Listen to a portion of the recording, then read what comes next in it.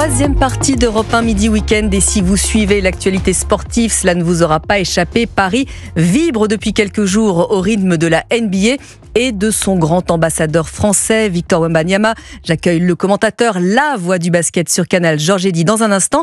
Mais avant cela, Antoine Bienvaux, deuxième round ce soir entre San Antonio et Indiana, et un Français qui espère encore briller.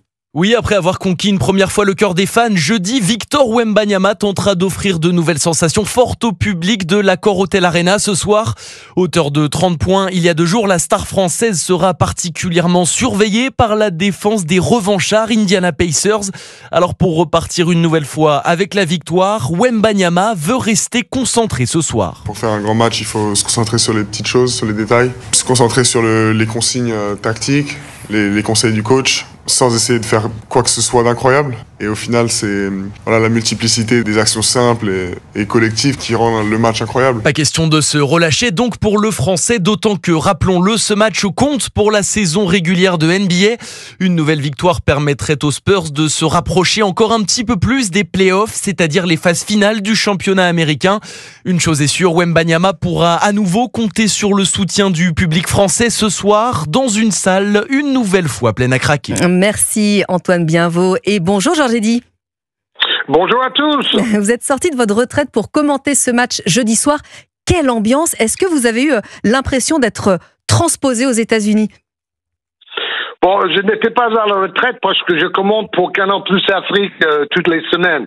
Mais c'est vrai que par rapport au public français qui ne me voit plus guère, c'était une occasion, et quelle occasion avec Victor Wembanyama à Paris, l'enfant prodige qui en plus a super bien joué dans son premier match et j'ai été ravi de pouvoir le commenter. Ça a même fait une audience historique pour un match NBA à la télévision française. Alors c'est vrai que le public l'adore, à la fois parce qu'il est devenu un nom en quelques temps, en très peu de temps de la NBA.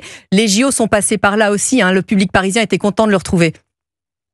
Oui, c'est ça. Et il voulait briller devant ce public.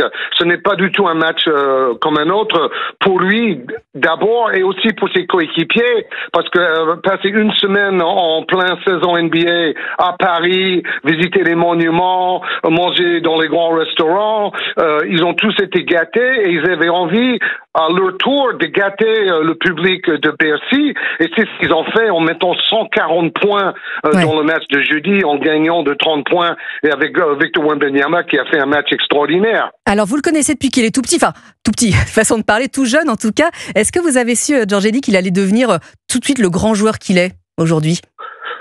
Bon, moi j'avoue que oui. Je l'ai rencontré, il avait 14 ans parce que je connaissais bien son père et sa mère. Et quand j'ai vu sa taille, à 14 ans, il avait à peu près 2,10 m et il avait une technique parfaite. Il était incroyablement mobile pour un joueur de cette taille et surtout à cet âge. Donc je me suis dit, mais c'est une révélation. C'est le futur Karim Abdul-Jabbar français que j'ai devant moi. Et personne n'en parle et personne ne le connaissait. Il avait que 14 ans. Il jouait chez les jeunes à Nanterre. Donc oui, j'ai compris tout de suite que j'avais quelqu'un de phénoménal devant moi, mais quand je l'ai raconté à mes copains, ils ont dit « mais t'es fou, c'est pas possible ». Maintenant, tout le monde a compris que j'avais raison. Vous avez eu raison avant tout le monde. Est-ce qu'il peut encore progresser ? Oui, chaque jour. En plus, comme il a une certaine maturité pour seulement à peine 21 ans, c'est un gros travailleur, c'est un winner. Il veut gagner tous les matchs et il ne veut pas patienter que les Spurs se renforcent. Il est au taquet tous les jours pour progresser, pour aller chercher la victoire, pour s'améliorer, pour être le leader, parce que c'est jeune pour être le leader d'une franchise NBA. C'est un gros business. Ces franchises valent des milliards de dollars, il ne faut pas oublier.